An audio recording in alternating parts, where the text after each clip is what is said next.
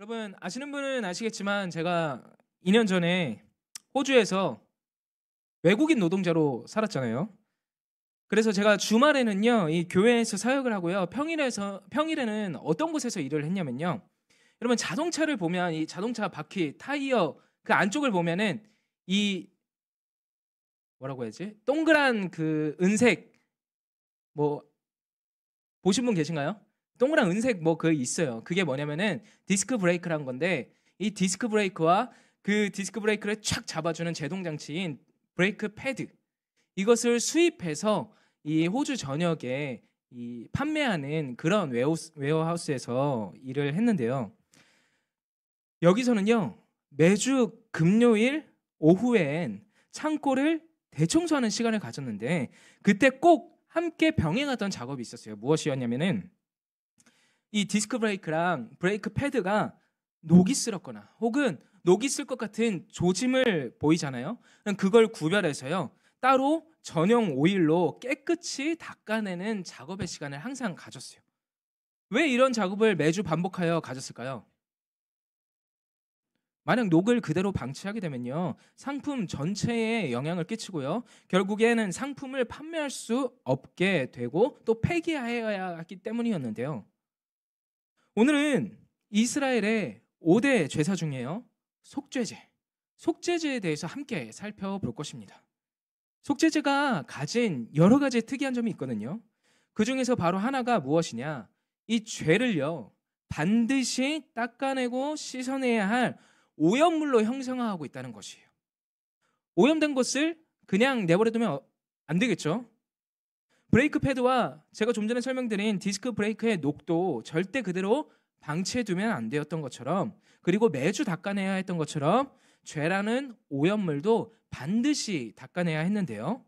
왜냐하면 하나님의 택함받은 백성 이스라엘은요 하나님을 닮아 거룩을 유지해야 했기 때문이었어요.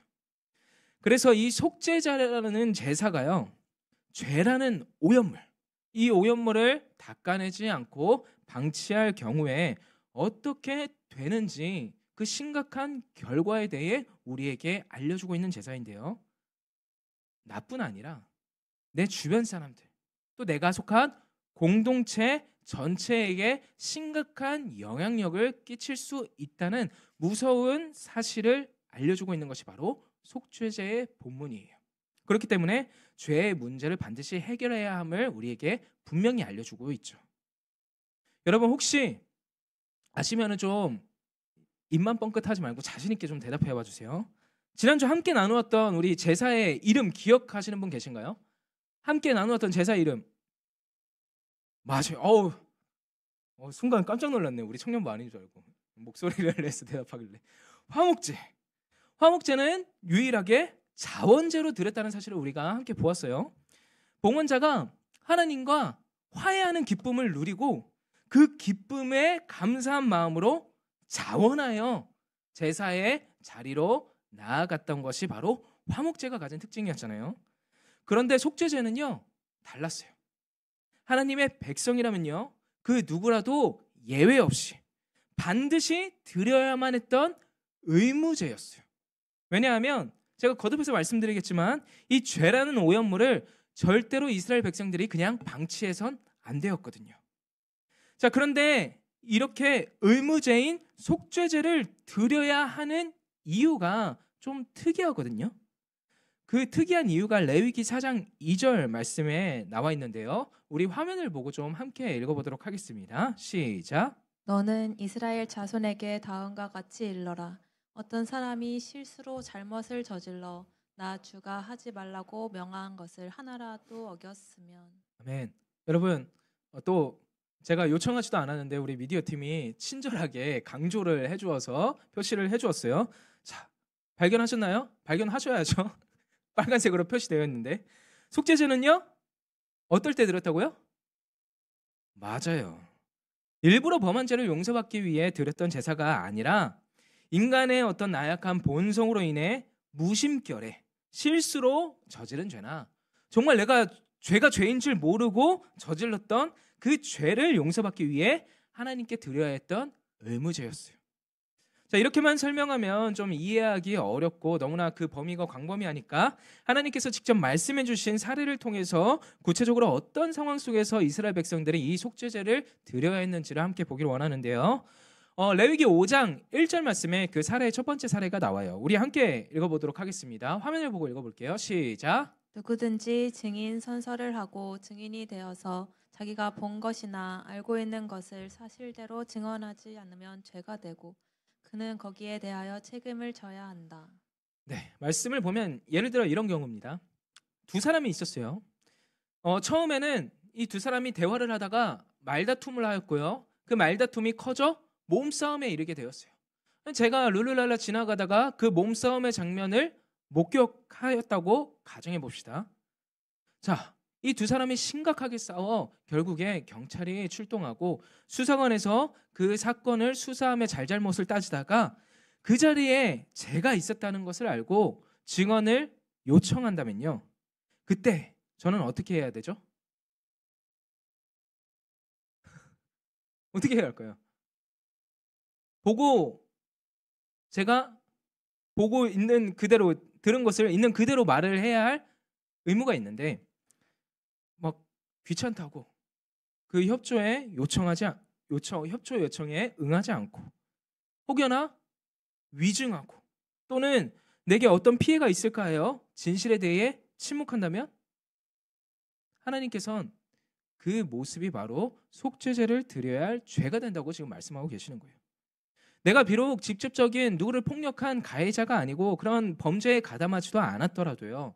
진실에 대해 기피하고 또 피해자를 구해내는데 힘쓰지 않았기에 하나님 나라의 공동체의 그 일원으로서요. 하나님의 공의와 정의를 실현하는 일에 참여하지 않았기 때문에 하나님이 보시기에 이것은 속죄제를 드려야 할 죄라고 여기시는 것이죠. 자, 또 다른 사례를 하나 볼까요? 이어지는 레위기 5장 2절과 3절 말씀에 또 다른 사례가 나타나는데요. 함께 읽습니다. 시작. 누구든지 부정한 모든 것, 곧 부정한 들짐승의 주검이나 부정한 집짐승의 주검이나 부정한 길짐승의 주검이 몸에 닿았을 경우에는 모르고 닿았더라고 할 부정을 탄 사람이므로 깨닫는 대로 그 죄를 속하야만 한다. 그가 사람 몸에 있는 그것이 무엇이든지 그를 부정하게 할 수 있는 것에 몸이 닿을 경우에 그런 줄을 모르고 닿았다고 하더라도 그는 부정을 탄 사람이므로 깨닫는 대로 그 죄를 속하여야 한다. 아멘.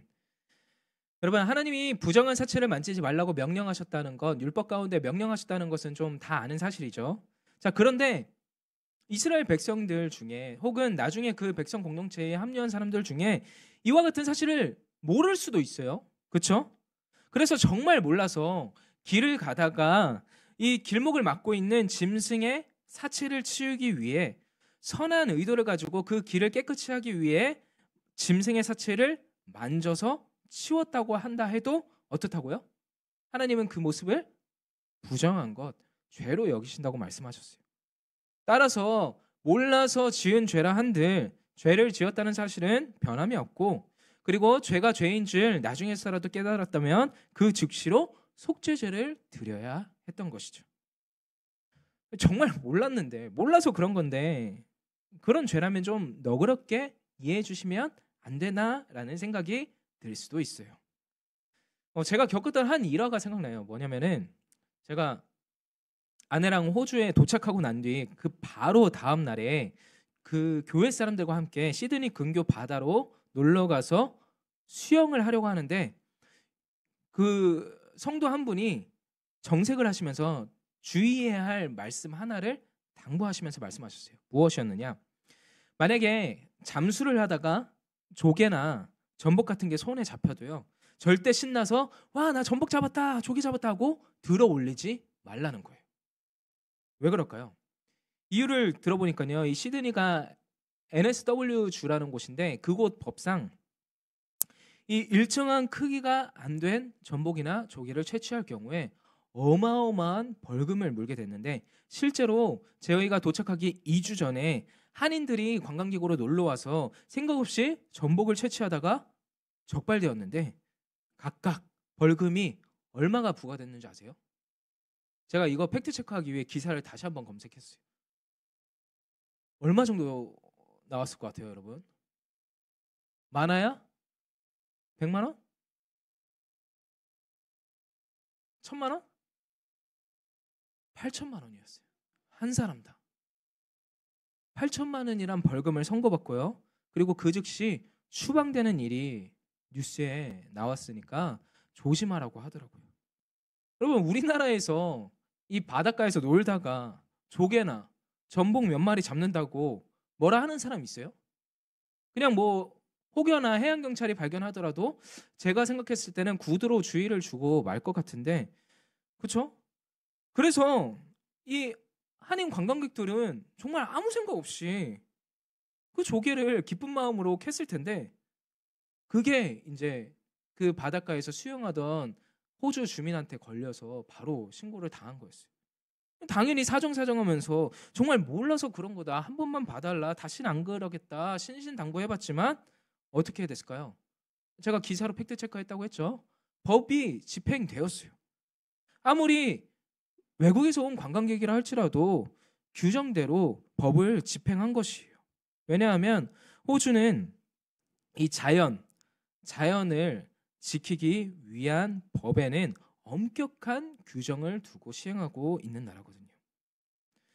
어떻게 보면 너무하다 싶지만 그만큼 그들이 자연 환경을 소중히 여기고 또 생태계가 안전하게 보호되도록 강력히 법을 시행한 것뿐이었어요. 이처럼 하나님 나라 역시요, 일상생활의 그 어떻게 보면 작은 영역에서부터 거룩하게, 하나님께서 명령하신 그 명령을 따라 거룩하게 구별된 삶을 살아가게 하심으로 하나님의 자녀, 그리고 택함받은 하나님의 백성이라는 정체성을 가지고 살아가도록 하나님께서 그의 백성들을 필요한 규정 안에서 움직이게 하신 거예요. 속죄제는요, 이처럼 본의 아니게 또 어떤 의도를 가지지 않고 죄를 지었거나 정말 몰라서 실수로 죄를 지었을 경우에도 역시 죄는 죄이며 그에 대한 책임과 그 값을 반드시 치러야 함을 우리에게 알려주고 있는 제사입니다. 그렇게 속죄제만이 갖는 또 다른 특징이 있는데요. 그 특징 첫 번째는요, 신분에 따라 희생제물이 다르게 규정되었다는 것이에요. 자, 어떻게 달랐는지 우리 화면을 보고 한번 보도록 할 텐데요. 자, 제사장 무엇을 드려야 했죠? 수송아지. 족장은요? 숫염소. 일반 평민은 무엇을 드려야 했을까요? 암염소와 어린 암양. 여러분, 이스라엘 공동체의 대표라고 볼 수 있는 제사장은요, 이 제사장이 만일 죄를 짓게 되잖아요. 그러면요, 제물 중에 우리가 계속해서 이 제사에 대해서 보고 있지만 그 제물 중에 가장 값비싸게 여겨졌던 소, 그 중에서 더 값이 나갔던 수컷 소를 하나님께 제물로 드려야 했고요. 당시 이스라엘 신분 사회에서 최상층에 위치한 족장들은요, 소 다음으로 비싸게 여겨졌던 가축 염소, 그것도 수컷 염소를 하나님께 제물로 드려야 했어요. 그런데 일반 백성의 경우는 좀 다르죠. 상대적으로 값어치가 덜했던 암컷 양이나 암컷 염소, 어린 양을 드려도 되었고요. 만약에 백성들이 이마저도 감당하기 어렵다면요, 그러한 가난한 백성이었다면요, 번제 때와 마찬가지로 비둘기, 산비둘기, 집비둘기, 심지어 곡물을 하나님께 제물로 올려드려도 하나님은 그것을 받아주셨어요. 여러분, 그래서 이해를 돕기 위해 우리 주와 함께 교회를 예로 들면요, 담임 목사한테 이러지 마세요. 만약에 담임 목사님이 잘못을 하셨다, 잘못을 안 하시겠지만 잘못을 하셨다면 담임 목사님은요, 제물로 뭘 준비하셔야 했죠? 수송아지를 준비하셔야 했고요. 저나 우리 장년 순장님, 그리고 여기 계신 각 리더분들이 잘못을 저질렀다 하면 속죄의 제물로 무엇을 드려야 했을까요? 소보다는 덜하지만 그래도 비싼 가축이었던 숫 염소를 준비해 드려야 했어요. 이렇게 신분과 위치에 따라 제물이 차등으로 존재했던 거예요. 그리고 이어지는 두 번째 특징은 무엇이냐? 신분에 따라서요, 그 제물의 피를 처리하는 방식 역시도 달랐다는 거예요. 족장과 일반 백성의 경우 이 제의 과정이 어떻게 진행되었냐면요, 먼저 제물의 안수를 합니다. 우리 기억하죠? 그 다음에는요, 직접 그 짐승을 잡습니다. 이때 제물의 피를 모아요. 그리고 손가락으로 찍고 번제단에 내 모서리에 있는 뿔에 찍어 바르는데요, 이미지가 준비되어 있을 거예요. 저게 번제단인데요, 이 사각 모서리 끝에 있는 저 뿔 같은 곳에 이 피를 찍어 바르는 거예요. 그 외 나머지 피는 다 어떻게 했을까요? 또 다른 이미지를 한번 보여주시면요, 이 번제단, 저 뜰, 성막 뜰에 있는 그 번제단 바닥에 다 부어 버려야 했어요. 이게 일반 백성과 족장이 그 피를 처리하는 방식이었다면 제사장의 경우는 달랐어요. 어떻게 달랐냐? 제사장이 준비한 제물에 안수를 합니다. 그리고 직접 그 짐승을 잡아요. 그런 뒤에 피를 모읍니다. 여기까지는 일반 백성들과 똑같죠. 그런데 어디에서 차이가 나타나느냐? 제사장이 그 피를 모아가지고요, 뜰이 아니라 성소 안으로 들어가야 했어요. 다시 한번 성막의 구조 이미지를 보면요, 저 그 성소와 지성소, 자그마한 네모 보이시죠? 위편에 저 안으로 들어가야 했어요. 그리고 그 피를 손가락으로 찍어서요, 지성소 휘장 앞에 7번 찍어 발라야 했던 것이에요. 그럼 하나님께서는 왜 이렇게 신분과 위치에 따라 제물과 또 제사 의식의 차이점을 두어 명령하신 것일까요? 그 이유는요, 신분이 높을수록 또 하나님께 크게 쓰임 받을수록 그 신분과 직책에 따른 책임이 크고 무겁다는 사실을 알려주시기 위함이었어요. 만약에 이 사람들 모두가, 제사장, 족장, 평민 모두가 어떤 지인에게 상처 주는 말을 하는 죄를 지었다고 한다면요, 하나님께서는요, 그들을 모두 동일선상에 놓고 보시지 않는다는 거예요. 일반 백성, 족장, 제사장을요, 동일선상에 놓고 평가하지 않으신다는 거예요. 왜요? 섬김의 자리와 위치에 따라 내가 지닌 죄라는 오염물이 나 자신뿐만 아니라 주변에게도 역시 커다란 영향력을 끼칠 수 있기 때문에 결코 동일하게 여기시지 않았어요. 그래서 제사장, 족장, 백성 순으로 제물의 가치 차등을 두어져서 주어졌고요, 피를 처리하는 방식 역시 다르게 하나님께서 명령하셨던 거예요. 조금 더 쉽게 설명하면요, 우리 공동체를 놓고 보았을 때요, 제가 여러분들이 다 모여있는 자리에 어떤 비속어를 썼다고 가정을 해봅시다. 갑자기 누군가 팍 절 놀래켜서 아이 신발 깜짝 놀래라, 이렇게 갑자기 신발을, 없던 신발을 찾았다고 해봅시다. 그러면 여러분들이 저에 대한 이해하고 받아들이고 영향을 받는 것이 분명히 있을 거예요. 목사님이 욕했다. 이건 가만히 있어서는 안 돼. 엄마 아빠한테 이야기해야지.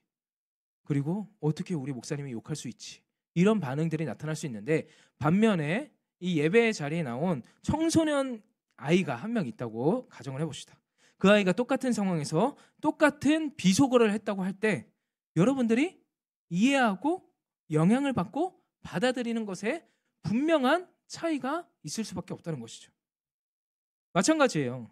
제사장의 경우 하나님 앞에서 그 죄가 특히 무겁고 심각하게 여겨졌기 때문에 제사장은요, 속죄제를 드릴 때요, 하나님이 임재하신 그 지성소 앞으로까지 나아가서요, 7번이나 그 피를 뿌려야 했어요. 온전함을 상징하는 숫자 7, 그 의미 안에서 자신이 하나님께 용서를 구하고요, 다시 온전한 상태로, 거룩한 상태로 여김받기를 원하는 마음으로 말이죠. 여러분, 영화 스파이더맨을 보신 분 계신가요? 이 오리지널 버전으로 말이죠. 그 영화를 보면요, 주인공의 고모부가 주인공에게 이런 말을 해요. 큰 힘에는 큰 책임이 따른다. 저는 이 대사가요, 당시 큰 힘과 권력이 주어졌던, 그만큼 무거운 책임감이 주어졌던 제사장에게 역시 동일하게 적용된다는 생각을 해보았어요. 그렇다면 여러분, 이러한 존재, 이 이스라엘에게 제사장은 도대체 어떤 존재였을까요? 도대체 어떤 직위였길래 커다란 죄의 영향력을 그 백성들에게까지 끼칠 위험이 있었을까요? 여러분, 제사장은요, 쉽게 말하면 제사라는 그 의식을 집행하고 의식을 통해서요, 하나님과 인간 사이를 이어주는 가교적인 역할, 중보자의 역할을 감당하는 직책이었어요. 따라서 누구보다 거룩하게 살아야 했고요. 그렇기에 누구보다 죄에 대해 민감하고 예민하게 반응해야 했죠. 그런데도 불구하고 만약에 부지 중에 혹여나 의도하지 않았더라도 제사장이 죄를 짓게 된다면 어떻게 되었을까요? 우리 그 결과를 화면을 보고 3절 말씀을 통해 함께 읽어보도록 하겠습니다. 시작. 특히 기름 부음 받고 임명받은 제사장이 죄를 지어서 그 벌이 백성에게 돌아가게 되었을 경우에, 네, 방금 읽은 말씀처럼요, 제사장이 죄를 지을 경우에는요, 자신이 지은 죄에 대한 책임을요, 자기 혼자만 지는 것이 아니라 그 책임이 누구에게까지요? 일반 백성들에게까지 전가된다고 기록되고 있어요. 그러니까 제사장의 죄로 말미암아 어쩌면 이스라엘 공동체 전체가 하나님의 무서운 징벌을 받을 수도 있다. 그 죄의 영향력으로 말미암아 무서운 결과를 맞이할 수 있다고 하나님께서 말씀하고 계신 거죠. 그래서 말씀을 보잖아요. 하나님은 제사장 한 명의 죄와 이스라엘 온 회중의 값을 동일하게 매기고 계심을 볼 수 있어요. 만약 이스라엘 백성이 10,000명이라고 가정한다면 제사장 한 명의 죄의 크기가 곧 10,000명의 죄의 크기를 합친 것과 같다고 하나님이 그렇게 여기시는 것이죠. 이런 현실을 생각해 보면요, 정말 제사장이요, 매일 같은 압박과 부담 속에 살아야만 했을 것 같아요. 내 작은 실수가, 그리고 나도 모르게 지은 죄 하나를 속죄제를 통해 얼른 씻어내지 않는다면 그 남겨진 죄로 말미암아, 그 오염물로 말미암아 어떤 식으로든 내가 속한 이스라엘 공동체에게 영향력을 끼치게 될 것이고, 그로 인해 무서운 징계를 함께 받을 것만 생각한다면 저는 너무 부담스럽고 너무 무서워서 압박감에 하루하루 견디기가 너무너무 힘들었을 것 같아요. 그래서 제사장은요, 특히나 더 죄에 대해 예민해야 했고, 설령 죄를 지었을 경우 절대 그냥 방치해서는 안 됐어요. 얼른 가서 하나님께 용서를 구해야만 했는데요, 만약에 그럼에도 끝까지 이 오염물을 닦아내기를 거부하고 문제를 그대로 방치할 경우 자신과 또 그 이스라엘 백성들에게 어떤 영향을 끼치게 되는지, 그 좋은 사례가 사무엘상 말씀에 잘 기록되어 있기에 한번 설명드릴까 합니다. 여러분, 사사시대에요, 대제사장이었던 엘리가 있었습니다. 그에게는 아들 둘이 있었는데요, 여러분들도 그 이름을 한 번씩은 들어보았을 제사장 홈니와 비느하스가 있었습니다. 그런데 이 홈니와 비느하스라는 제사장이요, 얼마나 막장이었는지 성경은 그들을 평가하기로 거룩하여야 할 제사장이었는데도 불구하고요, 하나님을 무시하는 자들이라 평가하고 있습니다. 하나님께 누구보다 거룩한 모습으로 하나님과 관계해야 했던 존재들에게 하나님을 무시하는 자들이라고 평가받고 있는 것이죠. 제사장으로서 거룩한 삶 대신에 이 홈니와 비느하스는요, 항상 자신들의 욕심을 채우는 게 우선이었어요. 그래서 이스라엘 백성들이요, 여호와 하나님께 제사를 드리기 위해 제물을 가져올 때면요, 그들은 제사 의식을 집행하기보다 그 전에 무엇을 했냐? 소를 제물로 드렸네.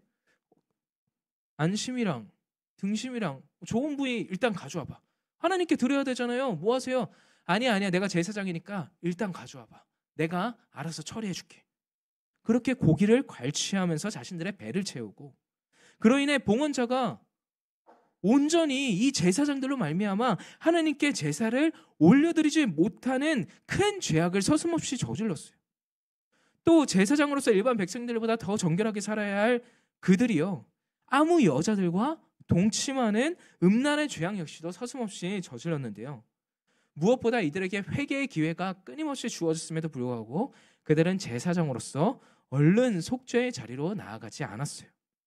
그렇게 홈니와 비느하스가 죄라는 오염물을 닦아내기는커녕 방치하고 키운 결과가 어떻게 나타났냐면요, 첫째로요, 대제사장 엘리의 집안에 여호와 하나님의 무시무시한 저주가 내려집니다. 그리고는 죄를 지은 당사자뿐만 아니라 이스라엘 백성들 역시도 커다란 하나님의 징계를 얻게 될 것임을 말씀하세요. 그 모습이 어떻게 나타났느냐? 이 당시 이스라엘의 적이었던 블레셋과의 전투를 앞두고요. 이스라엘 백성들은 의기양양했어요. 왜냐하면 하나님의 임재를 상징하는 법궤만 자신들과 함께하면 무조건적인 승리가 있을 거라고 자부했거든요. 그런데 이 말도 안 되는 일에 앞장서서 그 이스라엘 백성들에게 이 모든 것을 주장한 제사장 2명이 바로 홈리와 비느하스였습니다. 그런데 이들의 기대와 달리 어떻게 되었죠? 블레셋에게 처참히 지고 말았고, 그렇게 그들은 블레셋에 의해 목숨을 잃었는데, 이들뿐만 아니라 이스라엘 공동체 전체가 큰 위기를 마주하게 되었어요.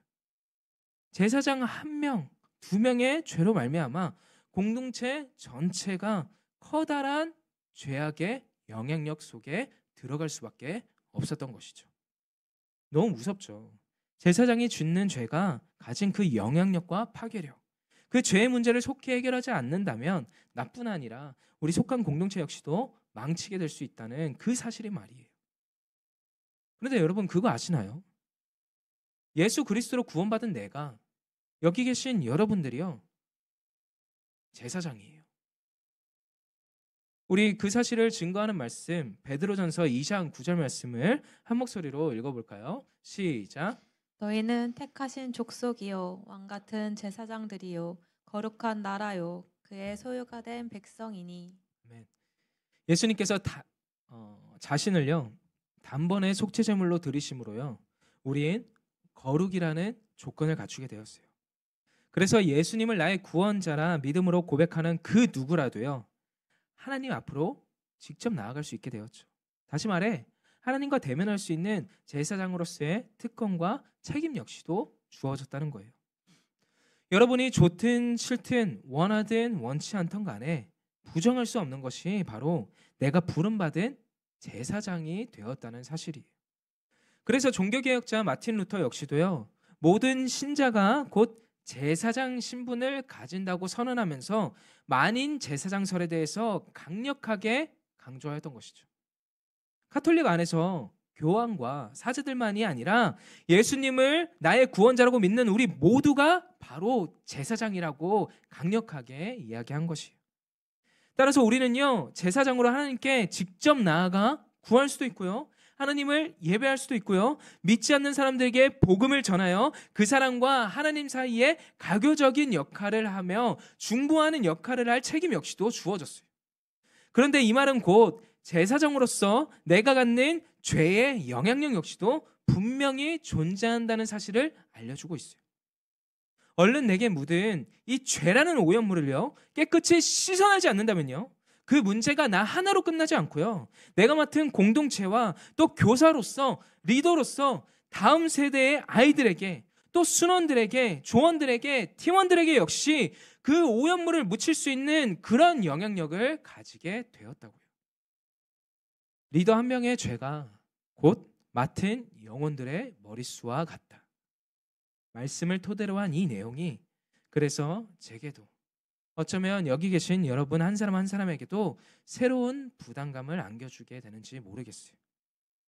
지금 우리 청년들 30명가량이 이 자리에서 예배를 함께 드리고 있는데요, 제가 이 공동체의 교역자로서요 죄를 짓는다면요 30명이 짓는 죄의 무게와 같다고 하나님께서 여기실 것이고요, 5명의 그룹원들을 인도하는 GBS 리더가 죄를 짓게 된다면 그 5명이 짓는 죄의 무게와 같다고 하나님께서 여기실 거예요. 우리 팀장으로, 리더로 섬기는 분들 갑자기 확 부담이 되시죠? 이 부분에 대해서 생각도 해본 적이 없는데 그냥 내 죄는 나 하나의 문제로 끝날 것 같다고 생각했는데 그게 아니라 내 죄로 말미암아 어떤 나의 공동체와 내가 맡은 영혼들에게 영향을 끼칠 수 있다는 사실이 아마 커다란 부담감으로 작용될 수도 있어요. 그런데 여러분 반대로 생각해 봅시다. 죄가 아니라 리더 한 명, 세워진 리더 한 명이요 거룩을 추구하는 모습과 또 선한 영향력을 갖게 된다면 곧 내가 맡은 그 영혼들의 머릿수대로 그 선한 영향력이 끼쳐질 거예요. 그래서 여러분들은요 사실 거룩한 부담감을 안고 계셔야 하지만 동시에 너무너무 귀한 사역을 감당하고 계신다는 사실을 기억해야 해요. 그러니 여러분, 내가 맡은 영혼들의 무게, 제사장으로서 그리고 리더로서 죄의 영향력이 있다는 것은요, 나에게 스스로에게 어떤 큰 부담을 끼치고 목사님 오늘 설교를 들으니까 부담돼서 리더 못 하겠는데요. 그냥 혼자 신앙생활 해야겠는데요. 라고 그 자리를 내려놓게끔 하라는 메시지가 아니라 그만큼 우리가 거룩한 부담감을 안고 더욱 죄에 대해 민감히 반응하고 깨어 있어야 할 것을, 거룩을 추구해야 할 것을, 그리하여 하나님을 의지해야 할 것을 스스로 리더로서 돌아보라는 메시지입니다. 또 하나, 만약 죄를 죄로 인식했을 땐 얼른 주저하지 말고 하나님께로 나아가야 한다는 것을 우리 속죄제를 통해서 알게 되는 것이죠. 그렇게 되면, 그렇게만 된다 하면 하나님과 회복된 관계를 계속해서 누리며 그 맡은 사명을 기쁨으로 감당할 수 있을 테니까 말이에요. 사랑하는 여러분, 이제 말씀을 정리하고자 합니다. 속죄제사는요, 우리에게 죄의 무게가 얼마나 큰지, 또 내가 맡은 영혼들의 무게와 비례하여 알려주고 있습니다. 또 하나요, 내가 비록 몰라서 그랬고 고의가 아니었다 해도 죄는 분명히 죄라는 사실을 우리에게 알려주고 있어요. 운전을 하다가 내가 한눈 팔고 신호를 보지 못하여서 어겼다고 한다고 하면, 아무리 내가 실수로 보지 못하였다고 주장한다 한들 범칙금은 부과되고 그 부과된 범칙금을 내야 하듯이, 설령 내가 정말 몰라서 지었던 죄라도 이를테면 내가 가볍게 던진 말에 누군가에게 상처를 입혔거나 공동체 생활 속에서 내 주장만을 고집하여 상대방에 피해를 끼친 경우 등이 생각이 난다면, 아무리 고의가 없었다고 하더라도, 아무리 일부러 그런 것이 아니더라도 깨달은 순간 회개의 자리로 나아가고 상대방에게 용서를 구해야 하는 것이죠. 하나님, 제가 상처 주려는 의도도 없고 일부러 그런 것도 아닌데 뭘 그렇게까지 하십니까? 좀 봐주시면 안 되나요? 이런 핑계가 하나님께는 통하지 않는다고요.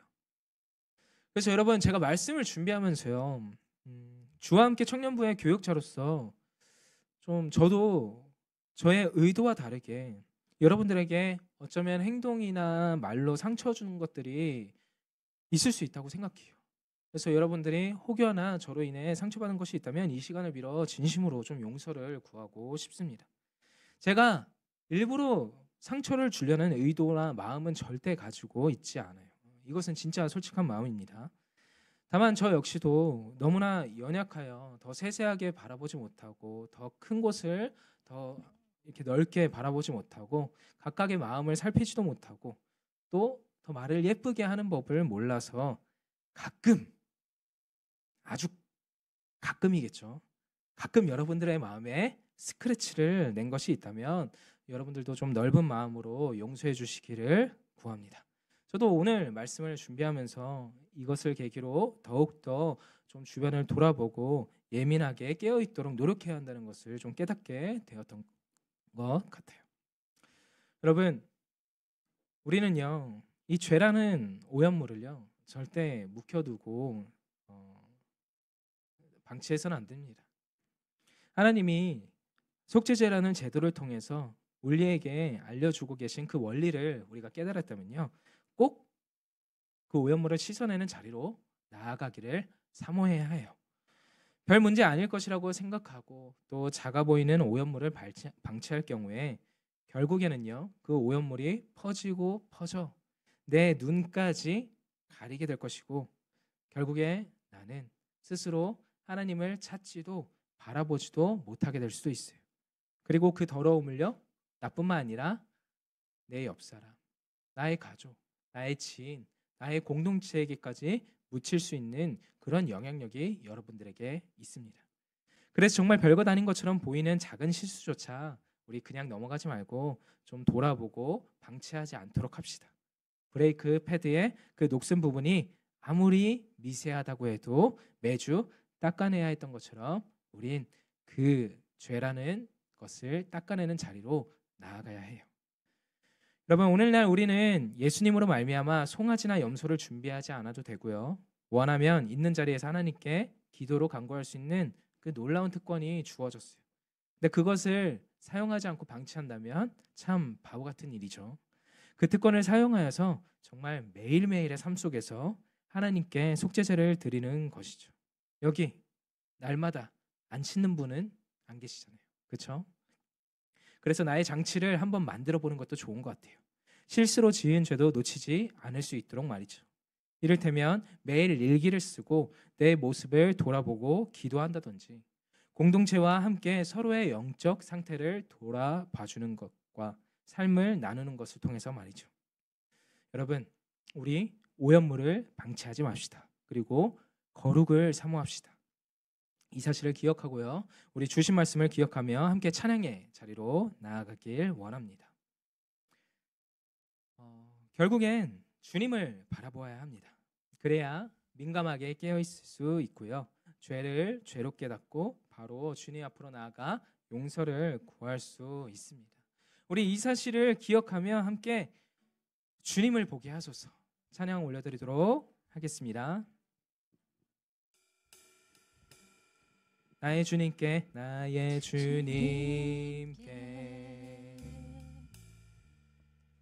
찬양 드리며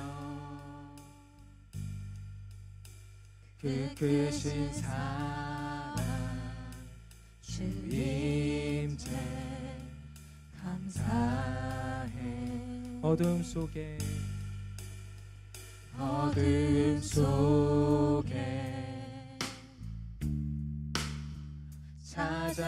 찾아오셔서 주님의 영광 보게 하시네. 의심하는 나를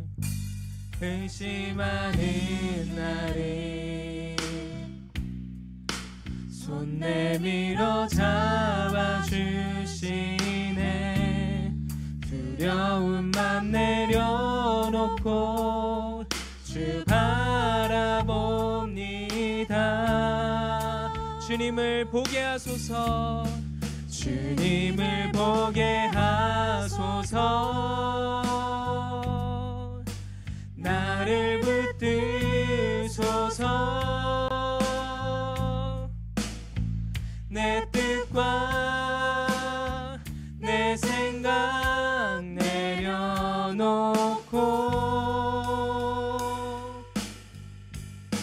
주님 앞에 나 엎드려 주의 음성 기다리니 나를 부르실 때 믿음으로 걸어가. 우리 다시 처음부터 고백해 보겠습니다. 나의 주님께 찬양 드리며 나의 주님께 찬양 드리며 그 크신 사랑 주임제 감사해. 어둠 속에 찾아오셔서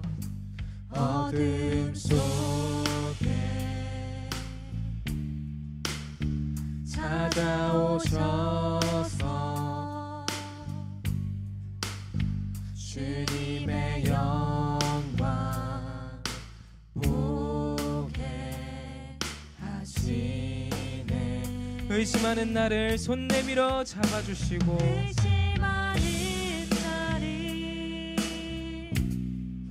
손 내밀어 잡아주시네. 두려움만 내려놓고 주 바라봅니다. 주님을 보게 하소서. 주님을 보게 하소서. 나를 붙드소서. 내 뜻과 내 생각 내려놓고 주님 앞에 나 엎드려 주의 음성 기다리니 나를 부르실 때 믿음으로 걸어 시간 같이 기도하길 원합니다.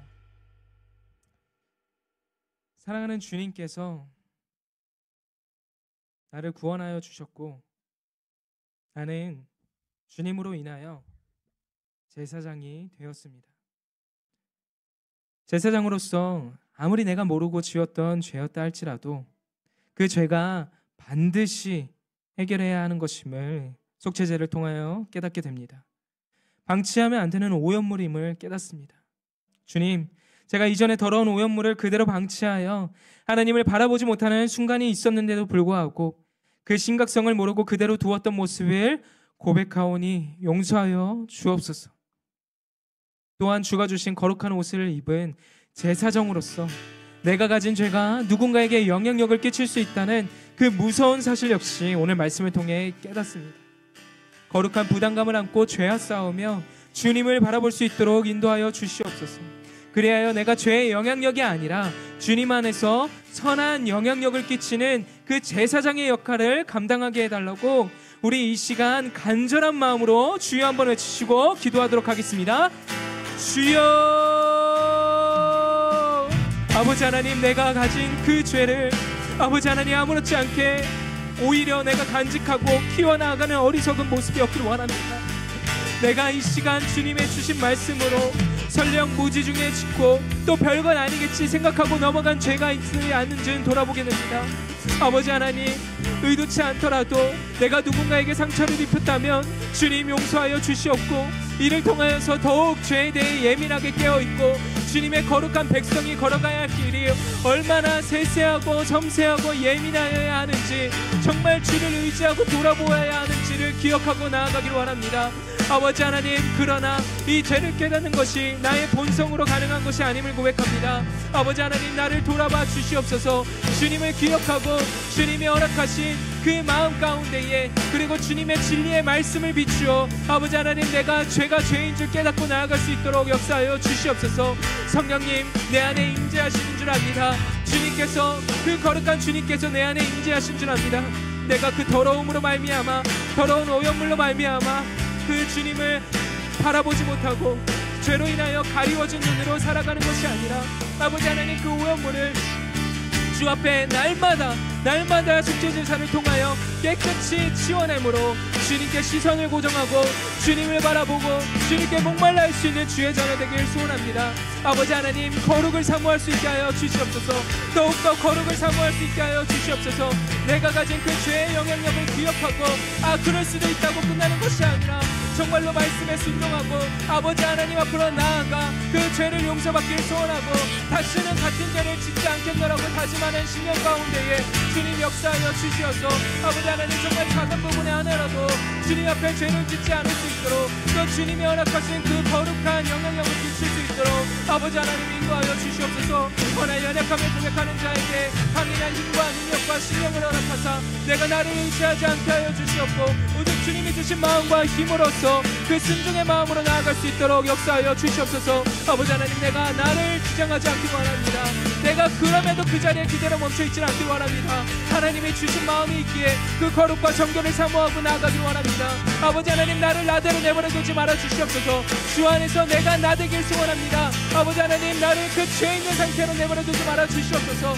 성령님, 내 안에 역사하사 내가 거룩을 사모할 수 있게 하여 주시옵고 정말로 속죄제사의 자리로 나아가는 데에 주저하지 않고 민감하게 되어있을 수 있도록 역사하여 주시옵소서.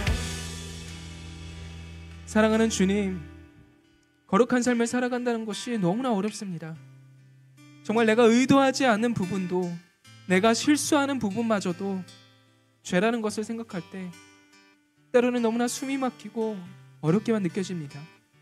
그런데 주님께서 이 모든 것을 명령하시고 말씀하신 이유가 나에게 어떤 부담과 어려움을 끼치기 위함이 아님을 깨닫습니다.